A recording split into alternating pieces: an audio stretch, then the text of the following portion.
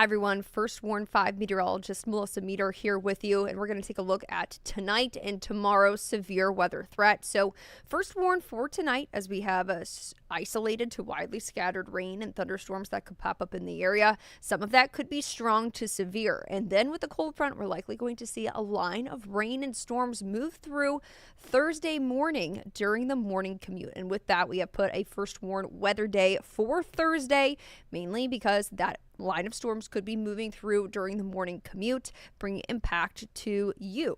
As for Thursday afternoon, we'll have that front move through. Cooler air begins to filter in, and some areas also see the chance for some isolated strong to severe storms. We'll get to that in just a second. So our severe threats for both tonight and tomorrow. The primary threat is going to be hail. Secondary threat is going to be wind. There is a very isolated chance for a spin-up tornado, so we cannot rule a tornado out tonight and for tomorrow, but the better threats, or the higher chances for the threats, are going to be the damaging winds and the large hail. So as we take a look at the Storm Prediction Center for tonight and into tomorrow morning, this includes the morning commute. So in the yellow, we see a slight risk, 2 out of 5 risk. And then as for the green areas, 1 out of 5, that is the marginal risk. So the slight risk encompasses the Kansas City metro area,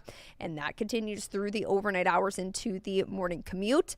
And still with those main threats being damaging winds and hail, isolated tornado is possible.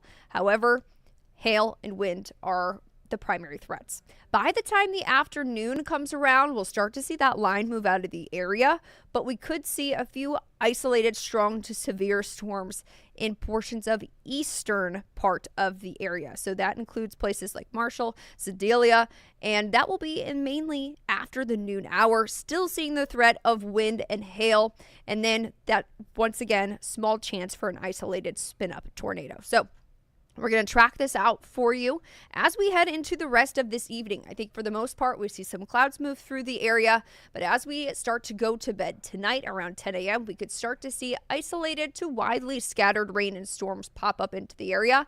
And with that, through the overnight, we could see a few of those become strong to severe. So as we play this out, we see some of those isolated to widely scattered rain and thunderstorms moving through the area. But as we stop our forecast track at 5 a.m., I talked about a line of rain and storms moving through. We can see that starting to push through early Thursday morning. So if you have early commute hours, 5 a.m. in places like Maryville, Bethany, this line will likely come to you first as it's going to move from the northwest and drop to the southeast through the morning commute and eventually should push out by the afternoon hour. So we play this out for you. This continues to drop to the southeast early, and then we'll start to see it move through places like the Kansas City metro. Mainly, we're thinking between about 7 a.m. and 11. So we could see that pushing through during peak commuting hours in the morning. This continues to push to the southeast as we continue through the later morning hours and into the lunchtime hours as well. So pushing out of the area, that line of rain and thunderstorms, I think by lunchtime hours. And then I talked about that threat for an isolated strong to severe storm lingering in portions of far eastern areas. We could see that with some of the yellows and the oranges in there as well, near the Chillicothe area down towards Sedalia is where they had that marginal risk in the afternoon hours that was highlighted in the green on the graphic I showed you previously. So this continues to push out. The line continues to push out by the afternoon hours, and then some of that isolated activity, strong to severe, could be possible in eastern areas. I think as for the Kansas City metro and areas and portions of eastern Kansas, I think maybe a few isolated lingering rain showers. Can't rule out a thunderstorm through the afternoon, but eventually by the evening hours, we'll start to see much quieter conditions, clearing conditions, but cloud cover will still kind of hang around as we head through the evening and into the overnight hours as well. So overall, we will see the most impactful of this timing to be for the morning commute. So please make sure you have that First Warn 5 app to give you the latest information for that severe weather potential, as we are going to continue to update that with the latest information, but also for any alerts that we may get through the overnight hours and into the early morning as well. So I think overall, we are going to see increasing chances through the overnight. Right now, this is satellite and radar. Not seeing a whole lot. As I mentioned, I don't think we're going to start to see maybe some isolated rain and storms starting to pop up after the 10 o'clock hour when we start to head to bed. But I think seeing some passing clouds this evening is not going to be out of the question.